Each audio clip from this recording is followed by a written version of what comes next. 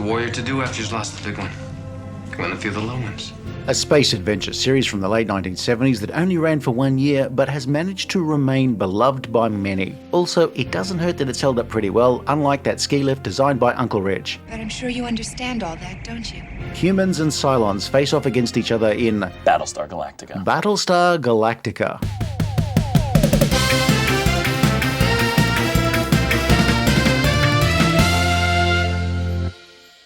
There are those who believe that life here began out there.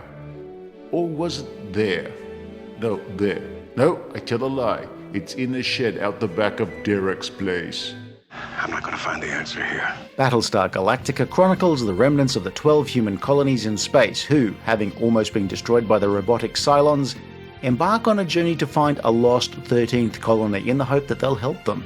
Leading the fleet of surviving humans, the last remaining Battlestar, the Galactica, headed by Commander Adama and his rapidly diminishing extended family. That was my son, Mr. President. Today we look at the late 70s classic Battlestar Galactica, a show that ran for just 1 season, but refused to die even with the active encouragement of a really not well-received kid-focused sequel series. We're looking at the original 1978 series in this video. We'll take a look at Galactica 1980 another time, and come back for a third video that looks back at every episode of both series. You will? Of course. Do you think me a fool? We kicked off this channel with a review of the 2004 series back when the channel was launched in 2019. We remastered it once, and really, don't be too surprised if we take another look at that show at some stage. I just love it all. Yes, the Galactica. Battlestar Galactica starts off with the 12 colonies of man celebrating the end of the war with the Cylon Empire. An armistice is near, and the fleet of 12 Battlestars is winding down after centuries of war. You know what else seems like centuries? Waiting in the queue to talk to customer services after they've said how important your call is to them. The leader of the Battlestar Galactica, Commander Adama, isn't so sure that they should be letting their guard down just yet when the fleet is attacked by waves of Cylon fighters. I mean, who could predict? Simultaneously, the colonies are attacked, and by the end of the first hour, we're the only surviving Battlestar. The 12 colonies of man are all but destroyed, and whoever can get into a ship will join the Galactica and its ragtag fugitive fleet in search of the lost 13th colony of man on a planet called Earth. Adama's son Apollo is the serious hero, with, like his father, the weight of the world on his shoulders. His bestest buddist Starbuck is a charming rogue with the eye for women and gambling. The Cylons were once organic creatures who created robots who turned on them, cheeky blighters, but lately have embraced the philosophy of destroying every single human. Apollo gets married to Serena, who almost immediately dies, leaving Apollo to raise her son, Boxy. Starbuck can't decide between a relationship between Adama's daughter, Athena, and an escort-turned-nurse, Cassiopeia. Starbuck and Apollo's nextest bestie is Boomer. Later they're joined by Sheba. Meanwhile, the Cylons have a human traitor working for them in the form of Baltar, who is in command of his own Cylon base star, hunting Galactica. Like all great space opera, it's epic and intimate at the same time. I spy with my little eye something beginning with S. Space. Your turn. I spy with my little eye something beginning with S. Space. Your turn.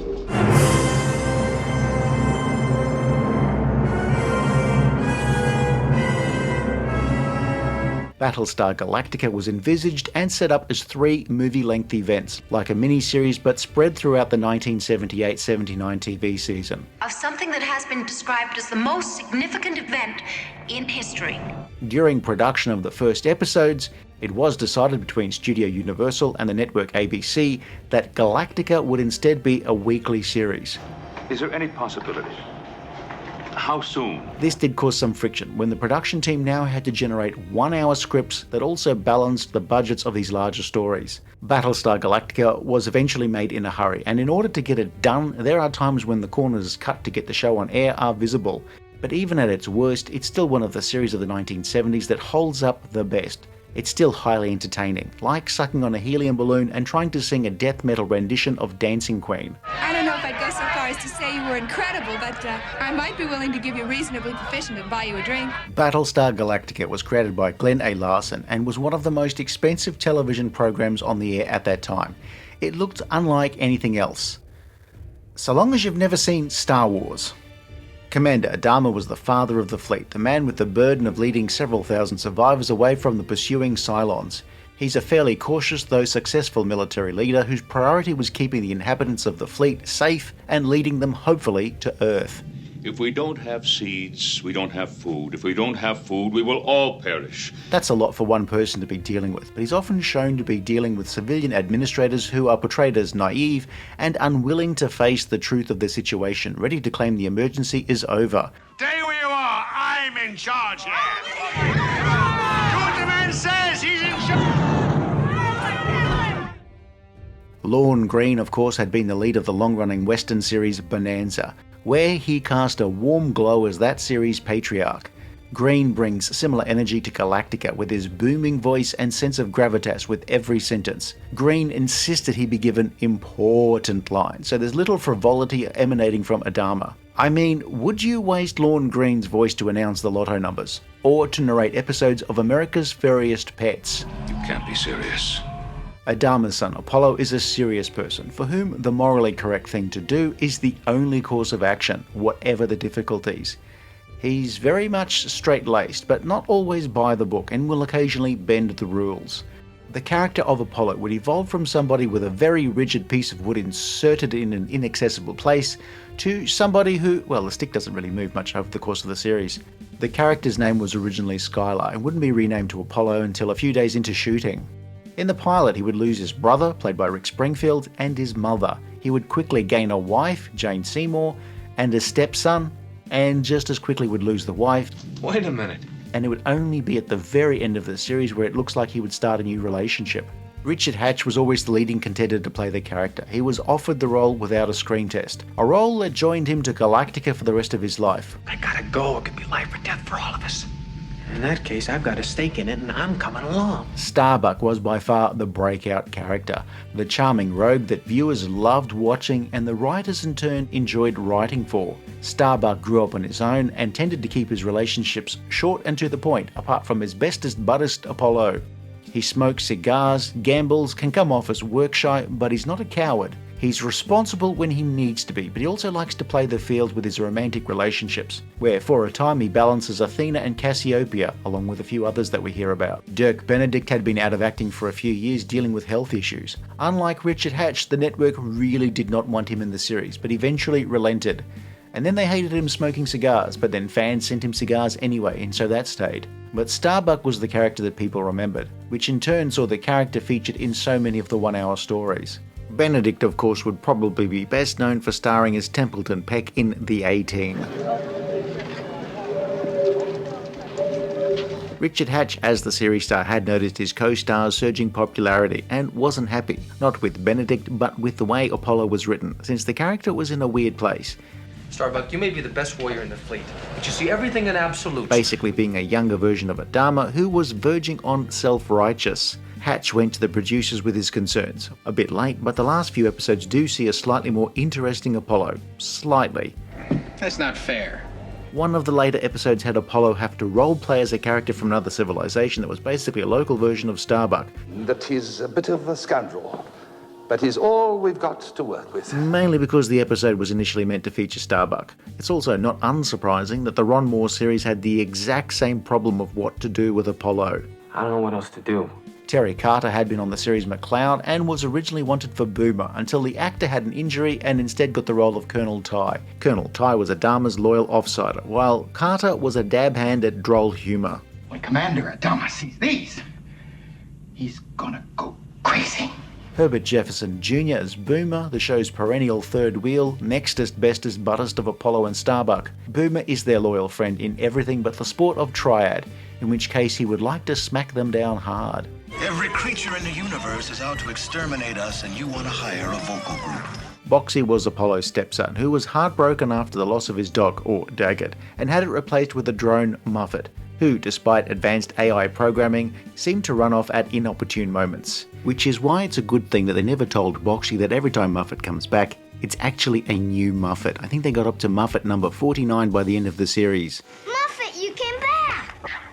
Muffet was actually played by a chimpanzee in a suit, usually Evie, while Noah Hathaway looks like a younger version of Atreus from The Never-Ending Story, which is convenient because he was later cast as Atreus in The Never-Ending Story. Laurette Spang had been a guest on many shows and was let out of her contract to appear in the first Galactica movie. It was originally a one-off character but was quickly made into a regular. I'm designated a socialator.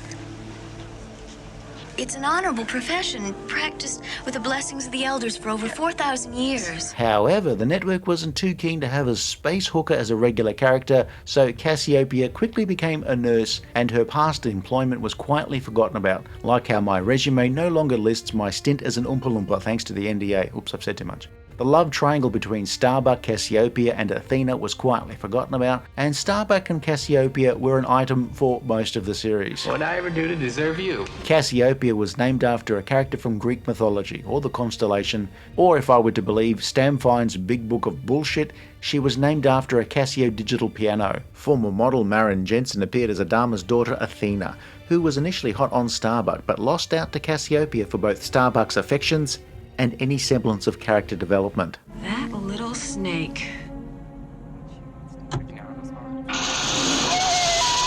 The series' continuing villain was the treacherous Baltar, a former leader of a human colony who helped the Cylons attack, but was nearly thanked by being beheaded.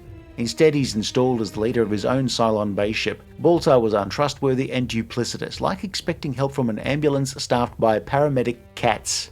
His motives are all over the place, but always with how it would help his own ambitions. He'd be tasked by the Cylons' imperious leader to make peace with the humans, but instead decides to hunt down the humans or work with them to attack the Cylons, or, well, whatever the episode needs. You can trust Baltar as far as you could throw him, unless of course you're on a moon with low gravity, in which case you could throw him further than you could trust him. John Colicos often popped up as a cultured antagonist and could come awfully close to playing the role over the top, but throughout always makes a borderline cartoon villain watchable. Do you think I believe in all that primitive superstition? I didn't mean it. His offsider was the robotic Cylon advisor Lucifer, voiced by Lost in Space star Jonathan Harris. Perhaps he feels his report will not be received satisfactorily by you, Baltar. Lucifer is rather catty and snide, and was something that you really couldn't trust 100%, but was also too weak-willed to do much about it. Lucifer is that person at work whose main contribution to a meeting is to point out which attendees are contractors rather than permanent employees. Also, it's a pity that this scene was cut.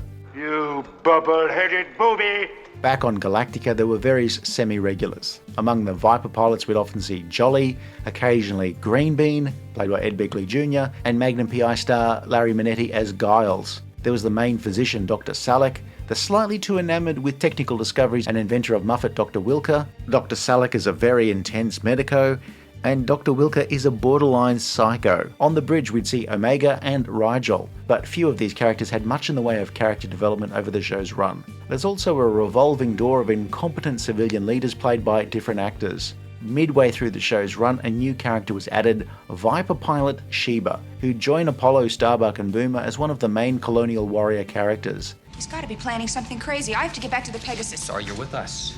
Sheba was a brilliant pilot and daughter of a military legend, Commander Kane, which I'm not sure if that would make her Sheba Kane, which does make it sound something like a space dentist might use to dull your gums. I love it. Sheba and Apollo would become rather close, actually becoming a sort of couple in the show's final episode. And Lockhart would be a familiar guest star on television in the late 70s and 80s and was also the daughter of Lost in Space matriarch June Lockhart. You'll feel differently when you come to understand that I had nothing to do with the defeat of the colonies. I, too, was a victim. Yeah. You look like one. There was a trend of stories with Apollo or Starbuck, but let's be honest, it's usually Starbuck, alone on a planet, meeting up with the locals, fending for themselves while waiting for a rescue. Rinse and repeat. Just the two fellas I wanted to see. Or there are some rather big episodes where Apollo usually took a larger role. Galactica is characterized by two types of episodes. The bigger episodes, either presented as a movie or in two parts, and the more contained 1-hour episodes. There's quite a link between later episodes, and it usually helps to watch them in specific order. But the rule of thumb is, usually, the longer stories are often better written and more exciting, while the single episodes are usually much smaller stories, have a lot less action, and use a lot more familiar storytelling tropes. And often they're the more disappointing episodes. The show starts off with a bang, wiping out the colonies, and then showed us some of the difficulties in keeping the fleet fed and fueled. The Cylons kept chasing them, but with an early evening time slot for a weekly series, acts of violence had to be toned down to no more than 6 violent things. Do you know how many shuttle pilots we lost on Caroline? Do you know how many civilians? For a show where people died in their millions, if not billions, in the first 3 hours, only a very small number of people are actually shown to die from then on. The Cylons are great villains, but utterly rotten shots. That's what you get from buying your targeting systems from Uncle Reg's computer company, Comsplat. The Cylons were also originally meant to be organic creatures, but quickly became robots, so you could demolish them and the network censors wouldn't care as much. The later series nicknamed them toasters, but if I wanted to make violence against machines acceptable, I would have just called them inkjet printers. The show would have to pivot away from having Cylons attacking each week, and new humanoid villains were introduced, sometimes with mixed results. Some believe that there may yet be brothers of man who even now fight to survive. Glenn A. Larson was originally a musician in the 1950s group The Four Preps and got into television writing in the mid-60s. He kicked off the 70s with the creation of Western series Alias Smith & Jones and produced 2 early $6 Million Man TV movies, and throughout the 70s and 80s created, co-created or developed Quincy M.E., Buck Rogers in the 25th Century, Magnum P.I., Knight Rider, Misadventures of Sheriff Lobo and The Fall Guy, among many others. Also, if you want to get technical, he's also responsible for Automan and Manimal, as well as Galactica 1980, but let's not hold that against him. Are we getting a little ahead of ourselves here? Larson says he pitched a sci-fi series in the 60s called Adam's Ark, where a reclusive billionaire would kidnap Earth's best and brightest and launch them into space just before the end of the world. That wasn't picked up as a series after shows like Star Trek hadn't done well enough for the network at the time. Nearly a decade later, after the success of Star Wars, studios and networks were clamoring for space set or futuristic premises, and all of a sudden we had shows like Logan's Run, Man from Atlantis, Future Cop, etc. Larson, now having read Chariots of the Gods, revamped his Adam's Ark premise and had a group of space humans searching for Earth, with Earth now having been colonized by a lost tribe of those self-same space humans. It can't be serious. That's nothing but a fable. They were a lost tribe, yet somehow there are all these cryptic clues dotted around the place, supposedly pointing Galactica in the direction of Earth. This has happened before, and it will happen again.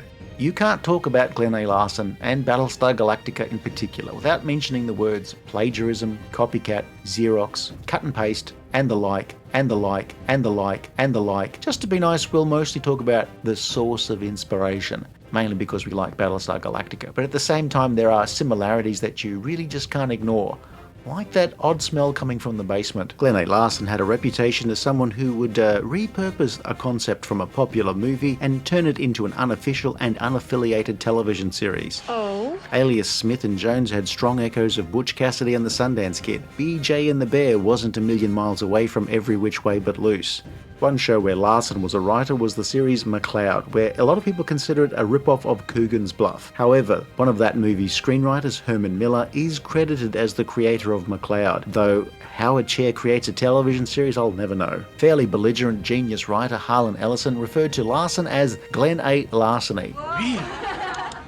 And James Garner outlines in his memoir a feud between himself and Larson where it looked like the latter had cheekily taken a script for the Rockford Files and repurposed it for one of Larson's series. Garner says that he punched Larson over the incident. Galactica was announced a few months after Star was released, and well, there were lawsuits and counter-lawsuits.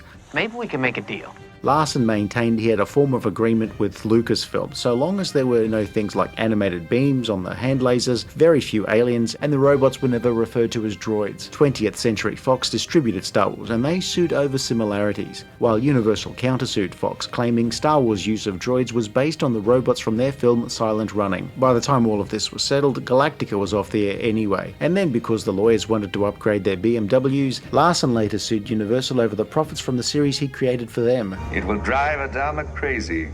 He's not the only one. You said something? By your command. So we have a clean-cut hero, a roguish offsider, space fighters, armoured villains, cute robots and the like, but several distinctions. At no point does anybody fall off a high walkway missing a critical safety railing. Initially, Galactica also had many of the same VFX artists from Star Wars, and its designs were based on concept art from Ralph McQuarrie, who was also an original concept artist on Star Wars. Galactica's aesthetic is very heavily influenced by the industrial design of Star Wars. It was light years from the clean, Star Trek-inspired look that you saw in most other television science fiction. Well, if you're not interested, that's it. Galactica would be notable for cherry-picking from everything. The world of Galactica is based on the 12 colonies, each named after a zodiac sign: Caprica, Tauron, Gemini, Pycon, etc. They obviously didn't subscribe to Zodiac Plus, which unlocks a further 6 star signs for subscribers. There's Catus, Musa, Navis, Calcius, Computantus, and Bob Newhart. There are names and concepts cribbed from ancient Egyptians, the ancient Greeks, the Old Testament, Larson's own Mormon background. The shows themselves borrowed from the best: old westerns, old war movies, disaster movies, murder mysteries, but much of the time at least added a little of its own flavour.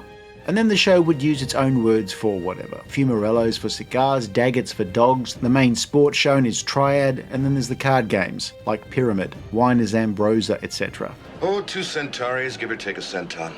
Then there are all the units of measurement for time and distance: a metron, a centon, a centar, a yaron, a micron, a hectare. We'll check in with each other every few centons. Apollo, what is a centon? And that's before you get to the ones that I just made up: spatulon, moron, and lebron. Then we get to swear words, which they drop quite casually.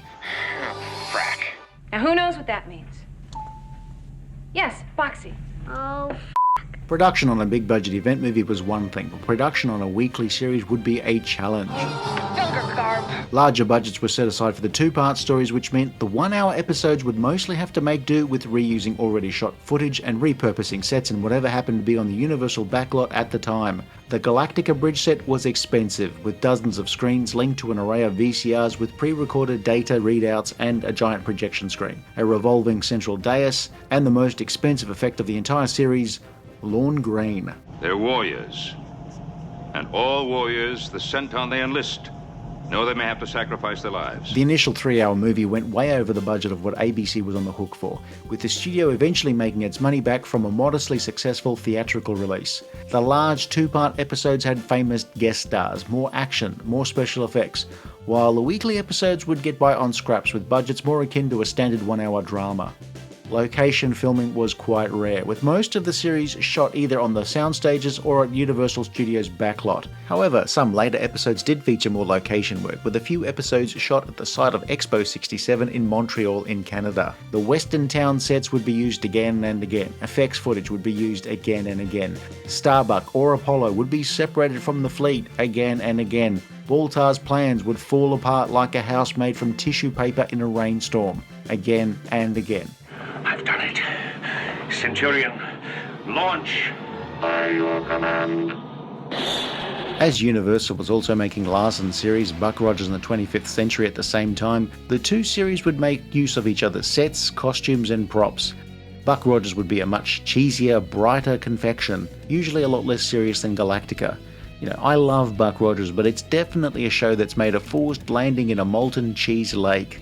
One full-size Viper was constructed, as was a cockpit section for close-ups. If you saw a Viper in the distance, it was probably a flat wooden cutout with an actor sitting on a chair behind it, or it was a painting or a projection. A sense of scale was added to many scenes by using projection screens placed behind the actors. Same for the scenes set in the Viper's cockpits. In fact, most scenes involving the actors had the effects captured in camera wherever possible. The effects of Battlestar Galactica were very impressive for television, and they are still mostly impressive today. But they're the very latest.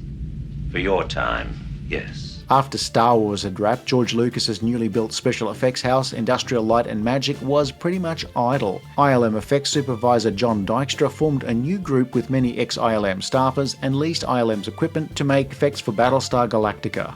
Motion control for television was unheard of, but it gave Galactica its distinctive look, with the effects crew using the experience gained from Star Wars to push the envelope of television effects. Vipers and Cylon Raiders don't just travel across the screen, but they bank and turn, roll, and... They're waggling! Waggling?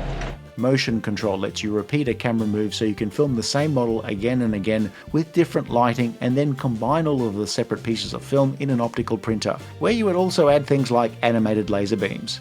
Okay, baby, let's see what you can do. One thing that was still semi-practical, the turbos on the Viper used compressed gas coming out of the engines of the motion control hero model. Look, I dig. After some cheesy cauliflower bake, I'm fairly certain I can replicate the effect myself. Compared to Star Wars, this still looks great, since the same people built on their experience. Galactica was made in the then standard 4:3 aspect ratio for television and used standard 35mm film rather than the higher quality VistaVision that was used on Star Wars. Some of the effects do look a little grainy when multiple pieces of film have been composited, but what's probably more noticeable once the weekly episodes kicked off is how often you would see the exact same pieces of footage of Vipers launching, Cylon ships banking, the Cylons looking up, pilots getting whiplash during the launch sequence, those turrets on the Galactica tracking raiders and the like. C'est la TV. John Dykstra wasn't happy with his work designed for the small screen being exhibited theatrically, but at the same time his company was only contracted for a few early episodes before moving on to other work. Universal had already built up its in-house effects unit for its long-in-development Buck Rogers project, and so they would take on Galactica's effects. You said so yourself. What's all this observation, felgercarb? Felgercarb? It's also long been Galactica legend that for whatever reason, one scene in the pilot has a hidden message arranged in the lights on Caprica. You may need to use your imagination, but it's not clear to whom the message is directed or why. But if that is the limit of Caprica's defense, then it is no wonder that the Cylons shattered in. Isn't he wonderfully devious? We can learn much from him. Unlike some of his later series, where Larson would often turn over his creations to other writers and producers, Glenn A. Larson stayed on Galactica throughout its run, writing scripts along the way. He would be known for constant last-minute changes to scripts and to final edits. But he also brought in other people. Outer Limits producer Leslie Stevens was on the project for a time, and the pair would later work on Buck Rogers in the 25th Century. Donald P. Bellisario was the show's supervising producer, more or less the man in charge of keeping the production rolling along. The move from movie events to weekly series resulted in lots of late nights for the writers, overtime for the crew, and episodes being worked up right until the moment they were needed for broadcast. Sir, if I may. I don't want to miss a moment of the last Battlestar's destruction. I really think you should take a look at the other Battlestar. Babbling about up. Costume designer Jean-Pierre Dauliac's creations have taken on a life of their own. The look of the colonial warriors is instantly recognisable, including their Egyptian-inspired flight helmets and their marking pens painted gold on their belts. The Cylon look is iconic in its own way. They were unmistakable. Care had to be taken when shooting as to not get reflections of the crew in the Cylon's armour. They were originally fiberglass in the pilot and replaced with vacuum-formed plastic armour with chrome plating. These costumes were expensive, but not that robust. Anytime a Cylon fell over, it would require expensive replacement parts. It's not hard to imagine that the costume department would play a game where every time a Cylon costume was destroyed during a shoot, they would take a nip of whiskey. By the end of some episodes, they'd probably be singing sea shanties in the corner of the studio. Where's Frank? He's off sick. What happened? He got bricked by a Windows update. Shit. One design that wasn't well loved was the look of the Cylon's imperious leader, and so its fleeting appearances were shot in a way as to not show the face in close-up. It does maintain an air of mystery and hides a mask that nobody was happy with. Pretty much like the time I went to a Halloween party in a cheap Phantom of the Opera costume bought on Temu, but so embarrassed by it I hid in a cupboard the whole time. Just how long is this party going to last? Glenn A. Larson, of course, started off as a musician, so it's not surprising that he would occasionally contribute to the music for shows he created. He is right about that. Larson often worked with composer Stu Phillips, and the pair are credited together as composers of theme tunes to several Larson series. Phillips by himself would compose and conduct the rest of the series score, which was remarkably grandiose sounding for a television series at the time. The Galactica theme was one of those tunes that just stuck with you and wouldn't go away, like the pin in your leg. Launch when ready.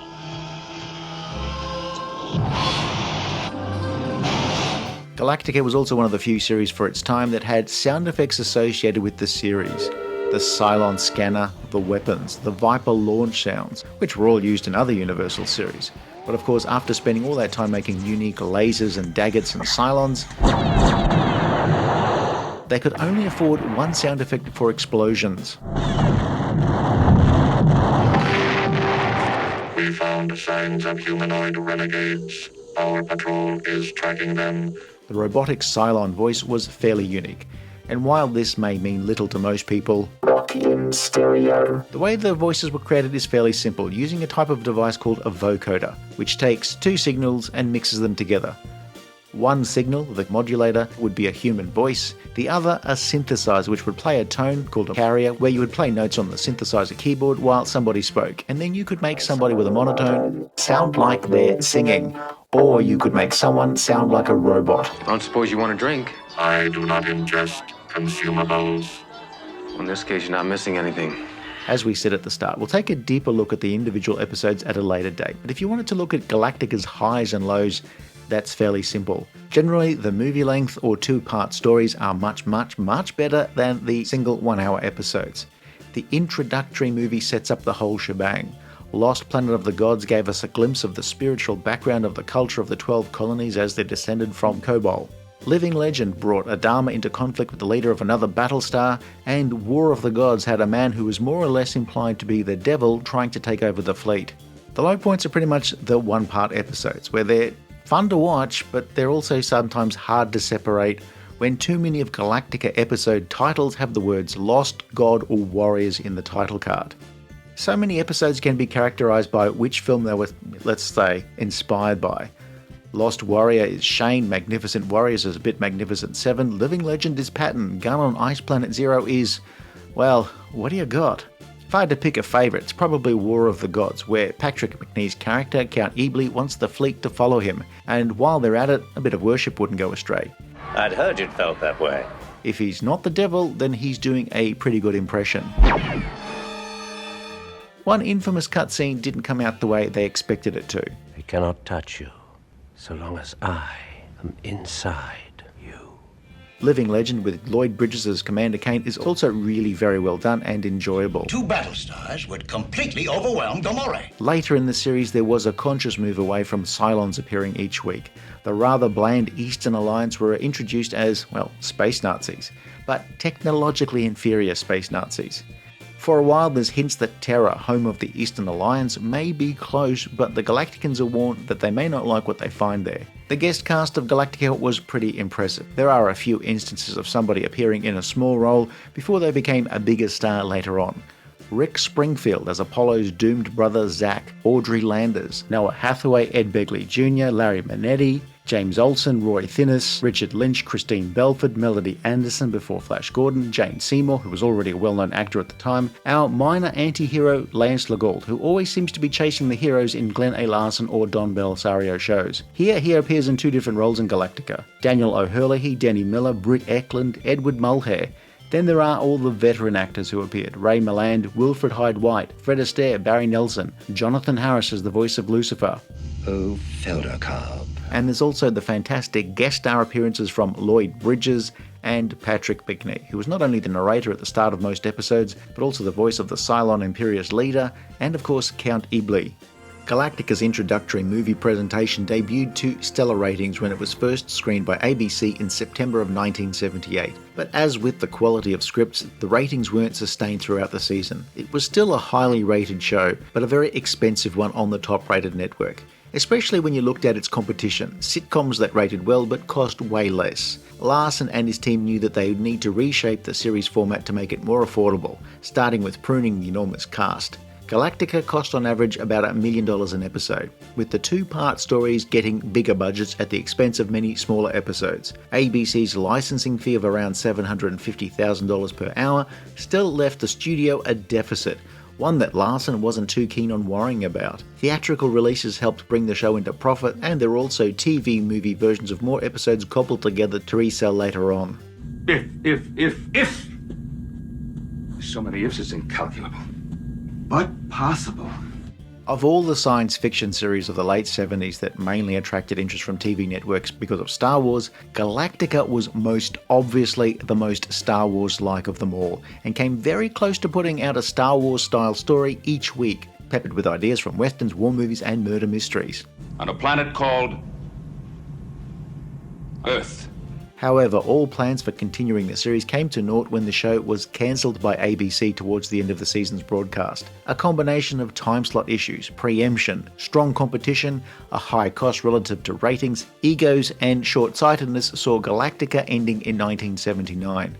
There was a minor outcry about Galactica's cancellation. From a business perspective, the network seemed to regret its decision.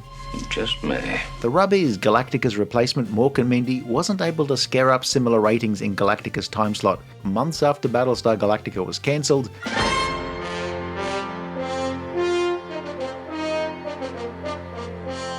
Larson and Company were back, making a sequel series, Galactica 1980. We have at last found Earth. Of course, we'll look at that in another video, but suffice it to say, Oh, Starbuck, I thought this was all some horrible, awful dream. Galactica was gone, but not forgotten. Even after Galactica 1980's failure in, well, basically every major metric, the hardcore fans still love the show. The show managed to sustain a small convention circuit, and merchandise was still released fairly regularly. By the late 90s, there were murmurings that a remake was in order. Richard Hatch had tried to gather resources to make his own version of Galactica. Well, that's it. Universal had its own ideas, with several producers working on a version of Galactica as a movie or a television series. Eventually, in 2003, a Battlestar Galactica miniseries was broadcast by the Sci-Fi Channel. Its cheap budget and made-in-Canada feel was quickly supplanted by the realization that it was an exceptionally well-made and well-acted show. Is that anything like the original Battlestar Galactica? You know what's weird? It's practically a shot-for-shot remake. Really? Richard Hatch was a very vocal decrier of the new series. That show's producers created a one-off role for Richard Hatch as antagonist Tom Zarek, where Hatch's performance was by far more interesting than anything we ever saw from Apollo in the original series. That miniseries became a series that ran for 4 seasons and would be one of the most popular and influential science fiction programs of the 2000s. Its ending didn't please many, and of course many fans will have a moment where Galactica was good until, and then they would insert their own point where the show for them jumped the shark. Some old school fans hate the reimagined show, which quite honestly is their loss. It's just a totally different take on the 1978 Galactica made for a different audience. I treat the shows the same way I treat different versions of Tarzan or Sherlock Holmes. There are different takes on the same basic source material and can be enjoyed in different ways. At the moment of posting this review in late 2023, Universal is working on another version of Galactica. So a new Galactica would make New Galactica into Middle Galactica, while 1978 Galactica would also be the OG Battlestar Galactica, or for the sake of brevity, Ogbog. And apart from one episode in particular, Galactica 1980 can fuck right off. Set course for Galactica. Sure. What do you mean, sure? Sure as in I sure will do that. Hey, I am your superior. Would it kill you to give me a by your command? Actually, it would. I worked very hard for my position. I toiled for 20 bloody years to get where I am now. Yeah, but it doesn't hurt that Baltar is your brother-in-law. Good luck. To all of us. Galactica had its merch, a series of not particularly attractive action figures and some nice spaceships, which led to a child tragically dying from swallowing the plastic missiles. For a while afterwards, toys generally didn't feature tiny missile projectiles. Such was the show's longevity that collectibles were still released, books, comics, video games based on both versions of Galactica. We'll be back at some point to look at the episodes of Galactica and Galactica 1980. Battlestar Galactica was great. Then it went away, but it never really went away, and never will, so long as, like Sheba, Count Ebly is inside all of us. If you enjoyed this video, please like and subscribe, leave a comment below, or check out some of our other videos.